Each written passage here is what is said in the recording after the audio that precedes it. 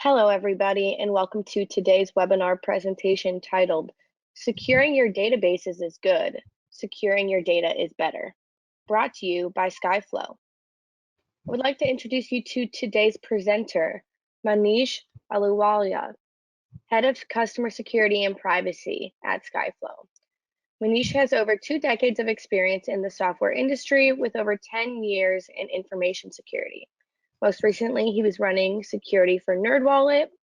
Now he currently works to help Skyflow's customers find the right architecture for their data protection needs. At this time, I'd like to pass it off to Manish for his presentation. Thank you, Drew. So as Drew mentioned, I'm the head of customer security and privacy, and I'm going to be talking about your data protection problems, your data security problems in particular. We're going to be comparing and contrasting different approaches that you have to securing your data to meet your security, privacy, and compliance needs. As spoiler alert, I'm going to be talking about the data privacy vault and combined with tokenization as the right solution for you. So that should not come as a surprise at the end. So to get started, the notorious BIG taught us that the more money you have, the more problems you have. Similarly, you must have observed on your end that the more data you have, the more problems you have. But just like the notorious BIG was happily laughing all the way to the bank collecting all his royalties, you're not getting rid of this data to solve your problems. You have your data, you must have it, and now you just have to learn to solve the problems this data creates for you. So let's get a look at the kind of data you have, the kind of problems it creates, and in like one slide. So you've got medical data, perhaps you've got financial account data, you've got a whole bunch of different personal information that you keep for your users, and this all of this data creates problems from you from what you're expected to do by standards, from the regulatory agencies, laws that create obligations on your part, and of course hacker friends that want to get at your data, to sell it on the dark web, to lock it up, hold you at ransom, and all of this creates problems for you. So these are the kind of problems you want to solve. So you say, all right, I understand the kind of data elements I have and the kind of problems it creates. Let's start taking a look at the infrastructure we have. So you've got this database. This is the database that's storing all this very valuable information we just talked about. And clearly you realize, okay, this database is a problem. And you must figure out how to solve this problem.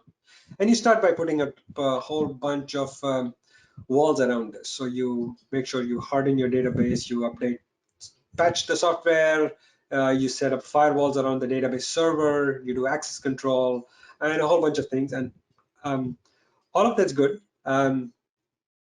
More security we have as a security professional. I say it's good. Notorious BIG agrees with me. So that's all good. But the moment you do all of that, there is some user somewhere that's going to break.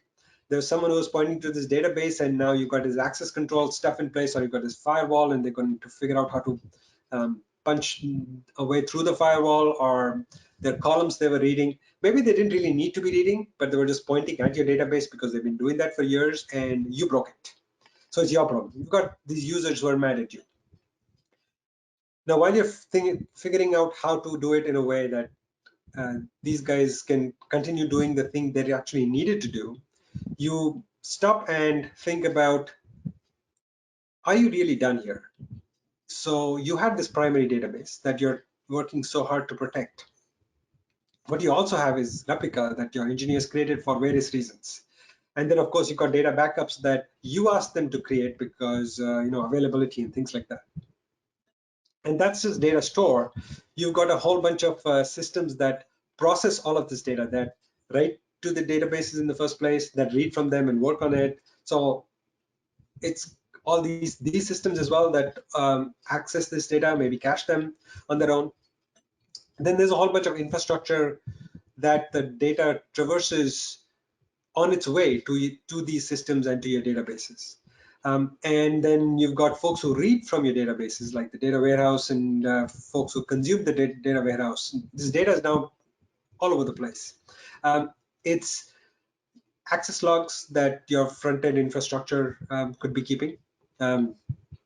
These communication channels at various points in your architecture that the data passes through. The architecture for these communication channels may have caches of their own. You'd have to, at the very least, make sure in motion it's protected. And of course, your developers, since they want to provide good service and have robust software, log everything all over the place anytime an error happens. And those error logs often end up leaking data as well. So you've got data all over the place. So somebody comes up with a solution, says, let's encrypt the data. And that was great. The moment you encrypted your data, in this simplified thing, it solves a whole bunch of problems. So let's say we encrypted it at the primary data store. Its replica is now protected, the backups are protected. You know, obviously, that this is a simplified architecture diagram. In reality, you'd have loopbacks. The backend systems would be reading from the data warehouse here. So there'd be an arrow going this way, which means a whole bunch of other things are also now covered in green. But that also creates a problem here because you had somebody who was reading this data who now is seeing junk because encrypted data looks like junk to them. Like maybe your machine learning data scientists, let's say. You've got other data warehouse consumers who are also now mad because their reports are broken. And of course, if you had loopbacks, that would mean your backend systems would also be impacted, but I'm not showing that in the simplified diagram. So to solve this problem, you basically start handing out keys to decrypt this data all over the place. And again, as I mentioned, the simplified diagram shows only a few copies of the keys. You'd have to have a lot more folks having access to this, particularly these backend systems and things like that. And now you kind of do have a working system, but are you really better off? So let's say you hired a database security expert, a firewall expert, networking expert, key management, a cryptology expert, and all of this kind of stuff. I don't know if you've gotten more security because you started handing out keys anyway. What you've gotten is certainly more job security. You've got a whole bunch of a large security team trying to solve this problem for you. And while that, as a security professional, while that makes me very happy, it also makes Notorious BIG very happy. Is that really the problem you wanted to solve? So you started with an architecture diagram, and you're basically found out that data is proliferating all over the place, and you put in a whole bunch of controls. And eventually what you end up with is an architecture diagram that looks more like this, which is you had a goal, data security, and you're solving that by setting up this complicated infrastructure, all of which is very good. Security is about defense in depth, building multiple layers, etc., etc. So we should do all of those. But is this really solving a problem in the right way? So that's what we're going to pivot to now. And since I've already told you what my solution is going to be, we're going to be talking about the data privacy vault and tokenization. I'm going to start talking about them in the reverse order. So let's talk about tokenization. So this here is money, and you want to be able to use it in a way that's safe. In some contexts, what you do is you get a token. This token is not money, but in the right context, it can be used like money. Like for instance, in this example, to play a game. So you can give your kids the token, and you know what they can do with it. They can play a game. They can't do much else with this. So that's kind of what we want. So if this was our data, what we want is, instead of working with this data, because this has got PII elements in here, as you can see, name, date of birth, email. Your data also has other elements, like the favorite color here, that is not PII. What you want is that the sensitive elements, the money elements, they get replaced by a token. So in this case, I'm showing random like UUID4 type tokens here. We'll dig into that a little bit. I tokenize just my privacy related fields, not my other data that would also be contained in here. So since these are electronic tokens, I can expect, and I do need, some sophistication here that I normally wouldn't get in real world tokens. So let's study that for a second. As the first property we're going to consider, let's take a look at this email.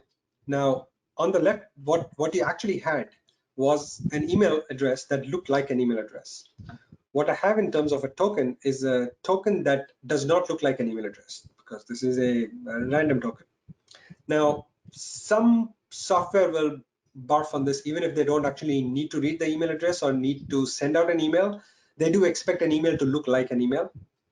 So one of the basic properties we want is that I can ask for a particular token to have a format that works for me.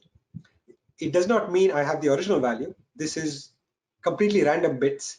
It's just been encoded in a way that meets a specific format that works for my software. So my software that does not need to work with the email address is happy. So that's great. We'll dig into this a little bit more, but it gives me a token which is a format that I want. So that's why it's called format preserving. Let's take a different example.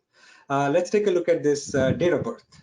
Now, this was my original date of birth. I replaced it in my store, and what I use is this token here.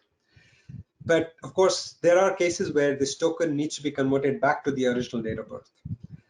What I want is that some folks can see a part of the date of birth, whereas other folks can see a different part. So in my example here, I want customer service to be able to see only the date and month of the date of birth, maybe so they can greet the customer on their birthday, maybe use it for verification. I want analytics to be able to find approximate age, or group by age or some such thing. They don't really need to know the date and month. Whereas maybe for anti-fraud, since they want to know the exact identity, they actually can see the whole thing. So the same token, unlike in Chuck E. Cheese, does not have the same value for everybody. You can configure policies that say who sees what, or who can detokenize what part of this. That's a capability we want from the system as well, because this lets you get fairly sophisticated governance fairly easily if you can, if you have a system that gives you this kind of detokenization properties. Let's go back to one more property that we want. So when we were talking about email, we saw that this thing looked like an email address, this token here, but was not actually an email address. What that means is, now somebody who wants to pick this email address up and send out an email to John now can't do that, because this email address is meaningless to everyone. It's a token. So what you will do is you will have your CRM or CDP system take the token, detokenize the entire packet, or at least the parts of it, and then use this detokenized email address to send out the email to John. So you got a full end-to-end flow here. When the data came in, you had it stored in as a token. When you needed it, you extracted the data from your database, the token in this case, you detokenized it, and you used the detokenized email address to send out the email. So your end-to-end workflow works, everyone's happy. There is a downside that your CRM system is now exposed to this piece of data. This is not necessarily, say, something like Salesforce. This would be your component that works with Salesforce, but that is your problem. So we'll get back to this problem. To solve this problem, we're going to move to a data vault to solve this and other problems. But let's just focus at this problem for now. So a data vault is, as the name kind of indicates, is a place that stores and secures your data. A good data vault can be wired anywhere in your diagram. You could have your edge infrastructure talk to data vault, accept the data on the way in, put it in a data vault. You could have your backend take the data, vault it, and then store the tokens in your database. In my diagram, I've wired it up from the client. So the way I'm showing this here is the client collects the data, your web client, your mobile clients, whatever, collects the data from the consumer, stores it in the data vault, and let me kind of actually show the animation I have here. The client collects the data, gives it to the data vault. The data vault stores it, replaces it with tokens, and the tokens is what goes to your infrastructure. So the rest of your architecture deals not with the private data here, but deals only with tokens. Using this, so this is protected everything. But now let's get back to the use case. This is also solve the problem of your data vault ought to be configurable in the sense that it gives you these format preserving tokens. It should give you the ability to set policies so the right roles can detokenize only the right pieces of data. Let's get back to the last problem we talked about, where our data vault is storing John's email address. What you're storing is this token. What I want is that your system that wants to send out this email address can extract this token, can take the from your database, can take the token, send it to the vault, and have the vault detokenize and contact your email service. So your email service obviously needs to have the real email address because otherwise it can't send the email to John. But the rest of your system, your data store, even your systems that are computing which users to contact and firing off the email campaigns don't need to know the real email address. They just need to work with the tokens. The data vault performs this integration for you. So once you have this, you've got a complete end-to-end solution where your architecture is not exposed to the elements of data that create the security, privacy, and compliance risks for you in ways that your architecture continues to work. You don't break any functionality, and you find that meeting your security compliance burden is very easy because it's just policy for you. So that's the goal here. A data vault can do a lot more than just tokenize and solve the limited set of problems we talked about. We haven't touched on your governance problems, your data residency problem. You don't now need to worry about European users' data being in Europe or somewhere else because the data vault can store the data. You are only storing tokens wherever your database is. You can figure out how to share data securely as well. There's a lot more to this, as you would imagine, a lot more than we can cover in a few minutes. So please reach out to Skyflow, reach out to me, and we can chat and figure out how to solve your data protection problems. At this point in time, I'd like to open for questions.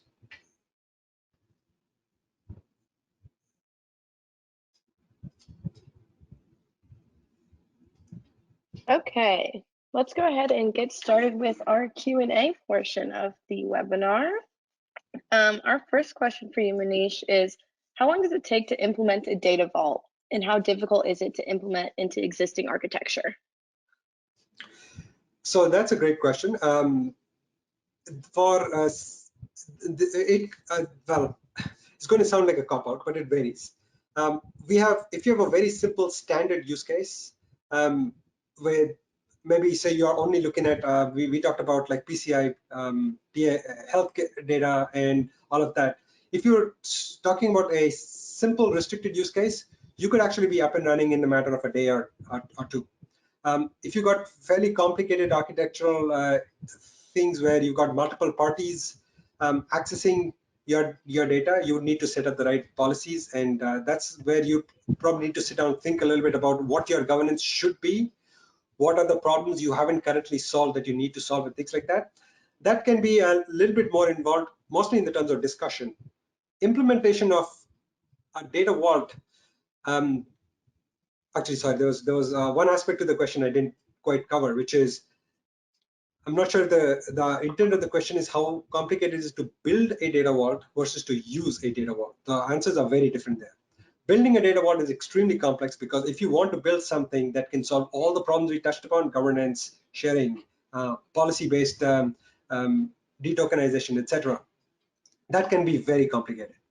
But if you have a solution that you just want to use and configure, I would say anything from a day to a couple of weeks. Okay, perfect. Thank you for the distinction between those two, as they are very different. Moving on to our second question, and that reads, do you have any resources or white papers that I can check out? I'd like to dig into this more.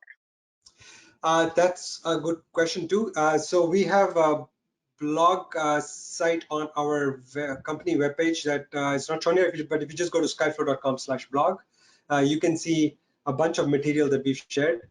We've got white papers as well that you can get from our website. If you follow me or our company on LinkedIn, or Twitter, you'll see we regularly keep posting content. And historically, we've posted content that explains everything from like tokenization, how you build a zero trust architecture, how you would build a zero trust vault if you wanted to build this on your own. tokenization, data walls, all of that. So you'll see a bunch of material if you follow us on LinkedIn or Twitter. Perfect. We'll definitely have to check those out. So we've got another question for you. And I saw that you were at NerdWallet for quite a while. What drew you away to end up at Skyflow?